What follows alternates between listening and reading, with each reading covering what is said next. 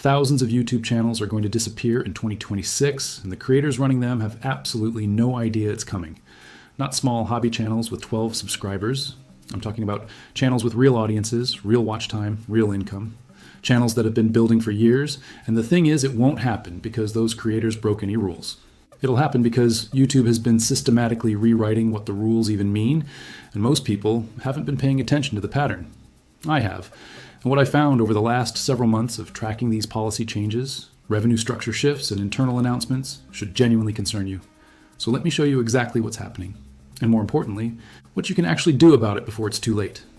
Let me show you exactly what YouTube has been quietly building toward. Because when you lay the policy changes side by side, the pattern becomes impossible to ignore. Start with the monetization threshold changes. YouTube's partner program has tightened eligibility requirements twice in the last 3 years. What started as a clear bar, 1,000 subscribers, 4,000 watch hours, has evolved into something murkier and far more conditional.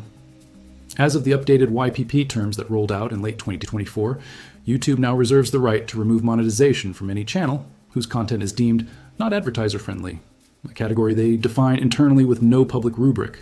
That's not a fringe policy. That's the main policy, and it applies retroactively. Think about what that actually means for you. If you've built an audience around opinion content, political commentary, crime analysis, gaming with mature themes, or really anything that walks near the edge of what a Fortune 500 brand wants their ad next to, your monetization is one algorithm update away from being stripped, not suspended, not reviewed, gone with an appeal process that takes weeks and resolves in YouTube's favor the overwhelming majority of the time. Now, layer on top of that what researchers have been documenting about the demonetization rate itself. Tommy Watkins, an independent creator analytics researcher, published findings in early 2025 showing that mid-sized channels, defined as those between 50,000 and 500,000 subscribers, saw demonetization events at nearly 3 times the rate of larger channels during the same content policy enforcement window. The pattern he identified wasn't about content quality, it was about leverage. Larger channels have dedicated YouTube partner managers. Mid-sized creators do not. They get the algorithm and a support ticket. Stay with me here, because this next part is crucial. It's not just about demonetization. The deeper threat is what happens to your reach when YouTube's recommendation system deprioritizes your content. According to research published by the Mozilla Foundation in 2024, examining YouTube's recommendation behavior across 35,000 videos, channels that receive even a single content advisory, not a strike, just a flag, see an average 40% reduction in recommended impressions in the following 30 days. 40%. That's not a minor algorithmic nudge. That's a half-life on your channel's growth engine. And here's where it connects to the purge I mentioned. YouTube has been quietly expanding what triggers that advisory flag. In their updated community guidelines, enforcement updates from Q3 2024, they broadened the definition of borderline content. Content that doesn't violate policy but gets suppressed anyway, to include a much wider range of topics. Health claims, financial advice, geopolitical opinions, anything that could be misinterpreted by viewers. That last category is so vague it's essentially a catch-all. The Electronic Frontier Foundation flagged this specific language in a public comment, calling it an overbroad suppression mechanism that puts creator income at the discretion of internal content classifiers with no meaningful transparency.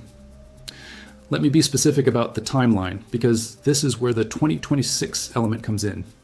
YouTube's current ad revenue sharing contract structure for YPP members contains a clause, buried deep in the supplemental terms, that gives YouTube the ability to renegotiate revenue split percentages with as little as 30 days notice for any creator generating under a certain revenue threshold. That threshold has never been publicly disclosed.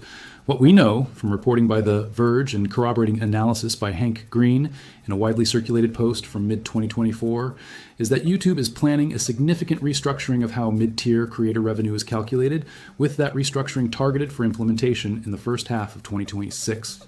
The exact mechanism hasn't been confirmed, but the direction is unmistakable. Think about that for a second.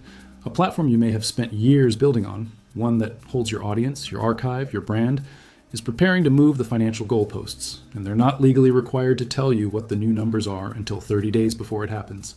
But here's what really bothers me about this. It's not just the policy changes themselves, it's why they're happening, and what it tells you about where this platform is actually headed. Google doesn't need your channel, they need your audience, and those are two very different things. Here's the business reality underneath all of this. YouTube generates roughly $35 billion in annual advertising revenue, but that number has been plateauing. The growth that Wall Street expects from Alphabet doesn't come from running more ads on mid-sized creator channels.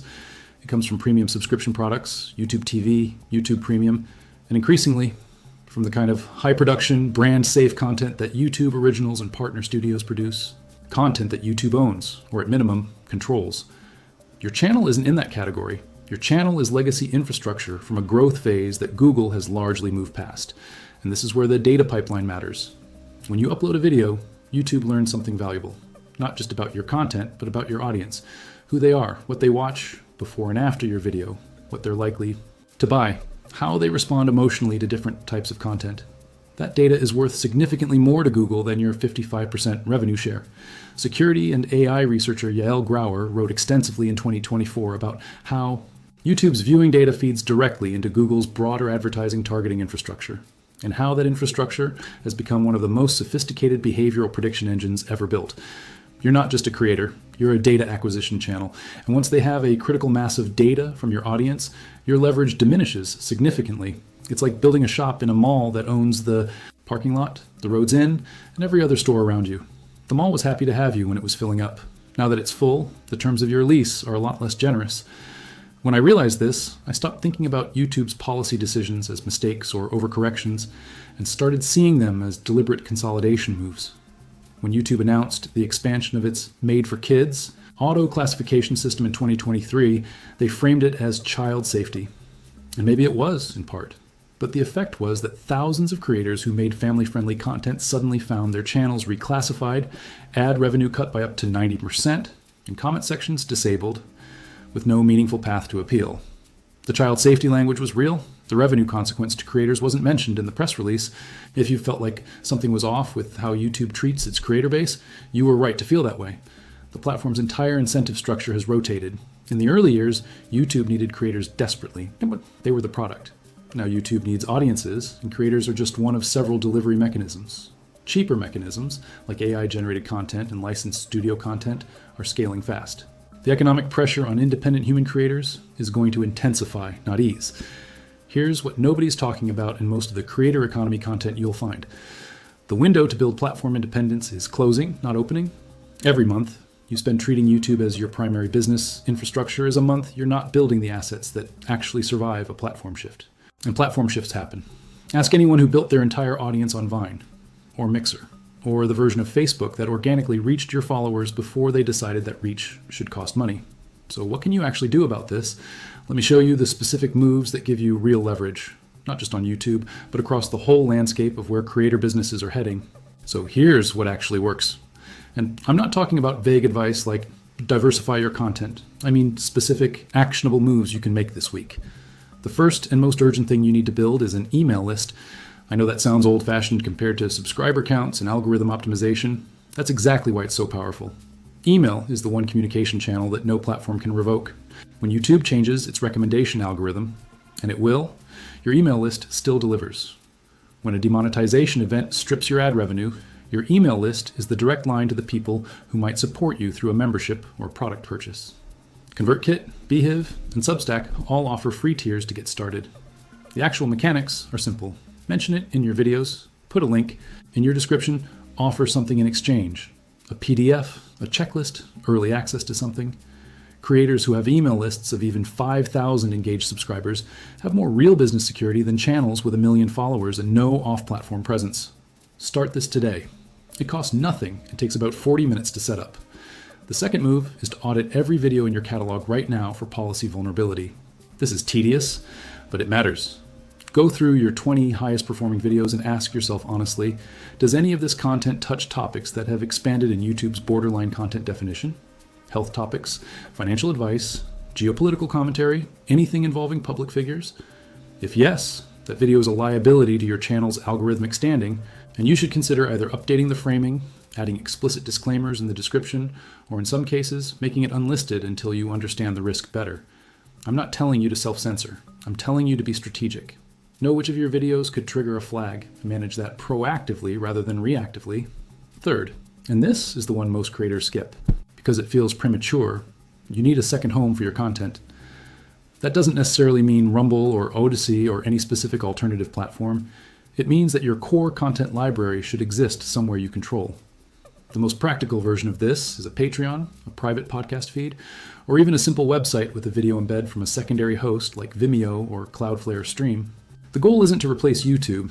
YouTube is still the best discovery engine that exists for video content, and abandoning it entirely would be strategically reckless for most creators.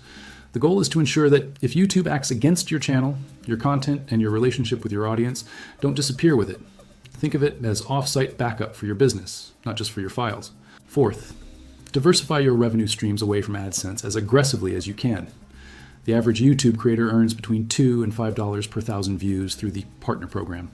That number fluctuates with advertiser demand, seasonality, and policy changes entirely outside your control.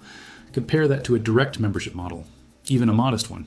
If 200 of your viewers pay $5 a month, that's $1,000 in recurring revenue that doesn't disappear when a CPM drops or a demonetization flag hits. Platforms like Patreon, Ko-Fi, and Buy Me a Coffee all allow this, and YouTube itself offers memberships through the channel feature. The key is to ask. Most creators underestimate how many of their viewers would support them directly if they simply explained why it matters and made it easy to do. Fifth, understand your appeal rights before you need them. This is the preparedness step most people skip until they're panicking. YouTube's appeals process is documented but confusing, and the window to act is narrow. If you receive a community guidelines strike or a demonetization notice, you have 30 days to appeal. After that, in most cases, the decision is final. Knowing this ahead of time means you should have your account in good standing, verified, two-factor authentication on, recovery options updated, so that an appeal isn't complicated by access issues on top of everything else. Security researcher and YouTube policy analyst Kate Tomarello has written extensively about how a significant number of creator appeals fail, not because the case was weak, but because the creator didn't respond within the window or submitted incomplete documentation. Don't let logistics be the reason you lose. Now, a few things to be honest about here. This survival framework is built for independent creators operating general content channels. If you're working in an enterprise environment running a brand channel with a dedicated YouTube partner manager, or operating in a heavily regulated industry like financial services or healthcare, some of these steps look different for you. Professional financial advisors, for example, already operate under content compliance requirements that shape what they can say on any platform, not just YouTube. That context matters. And if your channel is primarily educational content in a regulated field, you may want to consult with a compliance specialist about how platform policy changes interact with your professional obligations. Also, and I want to be direct about this, none of this is a reason to disable the features that actually protect you on YouTube. Keep your two-factor authentication on. Don't use third-party tools that claim to boost your metrics artificially. Don't engage with any service that promises to remove strikes or restore monetization outside of YouTube's official process. Those are scams, and using them can result in permanent termination rather than the reinstatement they claim to offer. The survival moves I've described are all above board, all within YouTube's terms, and all designed to give you real leverage, not shortcuts that blow up later. Now, here's the bigger picture. Because the tactical steps matter, but they're not the whole story. The creators who survive platform upheavals aren't always the biggest ones. They're the ones who understood early that they were building on borrowed land. Every major platform in the history of the internet has eventually optimized against the independent creators who built it.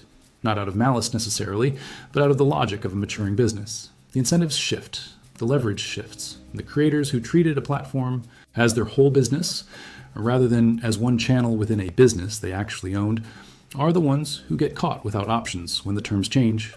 You're not paranoid for caring about this. The concern is proportionate to the reality. When your income, your audience relationship, and your content library are all housed on infrastructure you don't control, that's a real structural vulnerability. Recognizing it isn't cynicism, it's clarity. You started this video knowing something felt unstable about the current YouTube landscape.